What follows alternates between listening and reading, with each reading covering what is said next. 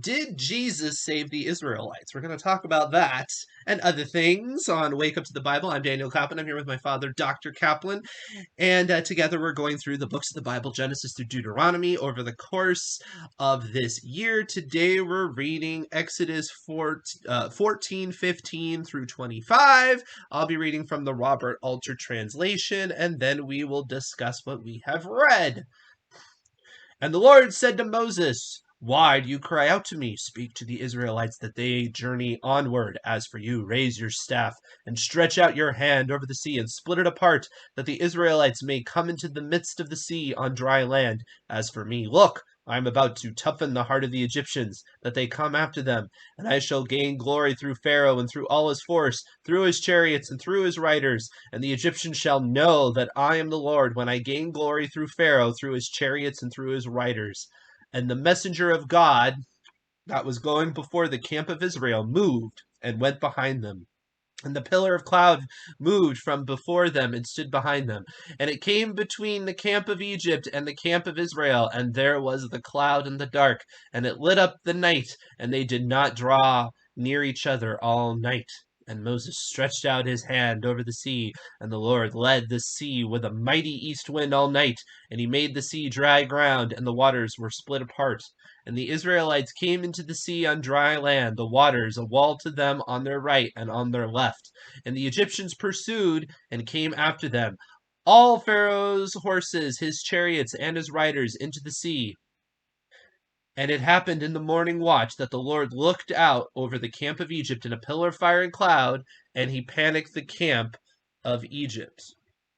And he took off the wheels of their chariots and drove them heavily. And Egypt said, "Let me flee before Israel, for the Lord does battle for them against Egypt." All right, we're gonna leave in the middle of this chaos. It's intense. But my point that I made earlier with talking about Jesus's involvement is we have in verse 19 the messenger of God that was before going the camp of Israel and moved behind them and all of that. And then it directly connects it to the pillar of cloud moving before them and standing behind them, right?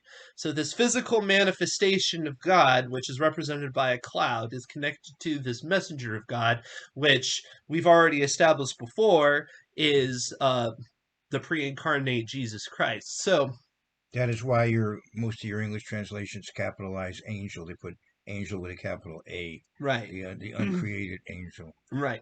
Now, of course, when you say, did Jesus save the Israelites, it's a little bit tricky in a sense because obviously God is one in three ways or three realities or however you want to put it.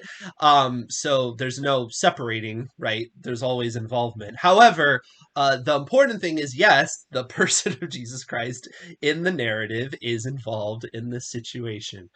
There is congruity going on. Mm-hmm. And it's just important to remember that, especially as people unpack a lot of what is said in the Greek writings about the Hebrew writings, because they want to disconnect and they want to make it like the law of Christ is different than the law of Moses or however they want to put it. And it's very problematic when you see this heavy involvement from the beginning. There's a lot of consistency there. So where's the reference to the morning watch? it the 24th verse, and it happened in the morning watch that the Lord looked out over the camp of Egypt. Right. Okay. Yeah. So the morning watch is the last part of the night, but it's also early in the morning. Mm-hmm. It's the time between 2 o'clock and 6 o'clock in the morning. So that's also the time when Israel left Egypt. It was during that morning watch. It was night, but yet it would be called also morning. Right. Between, as I said, there were 3 watches in the Old Testament. In Roman times, there were 4. You can read about that in Mark. Right. The 4 watches in the Roman times, but 3 hours each. But in the Old Testament times, there were three watches of 4 hours each. Right. And I suppose you all know the story about the shortest man in the Bible, the fellow that fell asleep on his watch. My son doesn't want me to say it, so No, you can. all right, okay. Yes, Peter, right? If that was it, I get, yeah. So that the Wallaces in Montana, they are keeping that story alive. Yes. Well, anyway, Right. and again, getting back to the consistency of the text, if you keep to the calendar, this would be happening during the days of unleavened bread, towards the end of The it. seventh, yeah, traditionally the seventh day of unleavened bread. Right. Yeah. And again, that is the time frame when Jesus was resurrected and he started to reappear to people and things like that. So, and there was the fishing and all of, the great catch and all of that stuff. So it fits. This is a big group of people that are being selected in order to start a community as well. So nice parallelism going on there. Now, it says the Israelites. First of all, like I said, it's generally pictured in the movies as it's just this instantaneous thing, whereas in the Bible, it is a long period of time. It is all night, and so it is a much more gradual thing. And that is interesting from the standpoint of a gradual thing does minimize some of the miraculousness of it. And the reason why is because there are such things as tides and things like that. So one thing to keep in mind when people are like, well, they just went through the Red Sea and wasn't that this big triumphant thing? And it's like, yes, but if you don't think of it like in the movies, it might look more like the Bay of Fundy or something. And I'm not saying, obviously, it's miraculous, it says so, but I'm just saying you might have been able to excuse it a little bit easier than people make it out. I'm Well, just yeah, they saying. had the pillar of fire too, Oh, yes, I protecting them. understand that. They had a lot of signs. I'm trying to give them credit, okay? Yeah, Like, right. I, I'd like to make a comment. I try to be generous. A Bible scholar for whom I have great respect Hmm. uh, said that the spot at which they crossed was an 8 mile walk. Hmm. So it would take time, of course, to get everybody across. Yeah. And then he said the water at that point would have been 32 feet high, Right. which is not. I mean, they make it more dramatic in the movies than necessary. 32 They, feet. yeah, Yeah. but they make it just. It does say a Well, it wall on says the right and left, though. That sounds dramatic. right.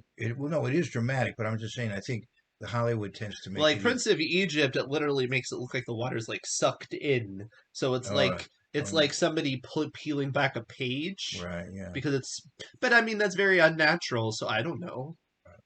Well, there are Do signs. you think of it as like somebody cutting into a cake, or do you think of somebody peeling back a page? People like to try to explain it in connection with, I guess, earthquake activity or Hmm. Yeah, whatever they try else. to come up with a naturalistic explanation. Naturalistic The explanation. problem is if you really have a situation where there's a wall of water on both sides, I don't really think there's any actual scientific way you can get there. I mean, I understand. I was talking about tides and whatnot, but the wall of water would have to be like really far away for it to be a tide. Well, That's the weird. scientific explanation would have to then say that some literary license is being taken here. I don't think you can read this account, just as is, and then any natural explanation really work. Yeah, probably not. But And then, of course, um, even the death of the firstborn, there was an explanation for that, mhm. some scientific explanation. I guess where the firstborn sat, it slept Some in. people think, yeah, because they slept like off the Yeah, ground whatever. and there Yeah, was some sort of disease that could yeah, affect you or something. yeah. Yeah, Right. I think So that's pretty far fetched, but no, but yeah, not. I don't have a I problem with mean, on the other hand, it could be God working through some sort of yeah, right. naturalistic force. Right. I But don't have a problem with people doing that. well, I do. No, I'm just kidding. I know. uh, I only do because they tend to get so dogmatic about it and they try to uh, make it like this is the uh, real truth, and it's uh, like, uh, well, uh, they want people to watch their they do. They want to presentation. watch their programs. I think I saw that same television show you did. Those Uh, Discovery Channel Bible things that are always so fun. uh, This is the real evidence that it existed, even though it's completely the wrong time frame. But okay.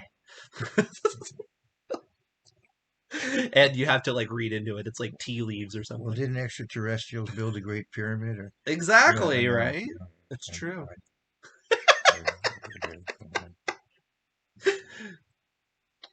Hey, you know what? There's worse theories out there. So he drove the wheels off the chariots and drove them heavily. So not only um I find that from a literary standpoint interesting because it's like their technology is getting enveloped by this naturalistic power. It kind of it's a weird example, but it kind of reminds me of like what George Lucas was trying to do with Return of the Jedi with the Ewoks and the very primitive culture taking down the technologically advanced culture. But it is a great, I mean, I do believe it actually happened, but it is a great literary moment when you have, the mightiest nation on Earth with the most advanced technology, and you know just nature forces is are too much for them. Of course, that was the same thing with the plagues as well. So I just it's like the idea of, you think you've mastered the world so well, but really have you mastered the whole world, because your worldview is completely off base. All right, so and then of course you have their reaction, and we've gotten their reaction a few times. I talked a few uh, portions ago about how you weren't getting much about the Egyptians, but we do get a little bit of insight throughout this section. It says that they were upset that they had lost their servants, and they go, and then as soon as they get in this situation, they say, "Let's get out of here because we're in way too deep." Yeah, And apparently they couldn't. I guess they were stuck, yeah, so it was a little bit too little, too late at that right. point. Or maybe they just couldn't because the pharaoh wouldn't let them. But it doesn't No, specifically say. they But it were, doesn't really seem like they had much no, of an option at they that were, point. no, they were more or less going to be drowned. That they were, Yeah. the decision was made regarding them. Um, No, but I mean, like when they say let us get out of here, it doesn't. I don't think anybody could have stopped them then. Yeah, it doesn't seem Uh, like it doesn't. but except God, I don't think Pharaoh saying "Don't do it" would have stopped them. No, okay, so maybe Uh, they did try and they just couldn't. yeah. It doesn't particularly say. Um, Except later it'll say that they ran away. But anyway, anything else about this section before we end up with the dramatic No, conclusion? roll on. All right, we'll move on with the dramatic conclusion and the ultimate destruction of the Egyptian army. And if you're enjoying this show, please like, subscribe, hit the bell, and you can read the law along with us. You can read along with your book.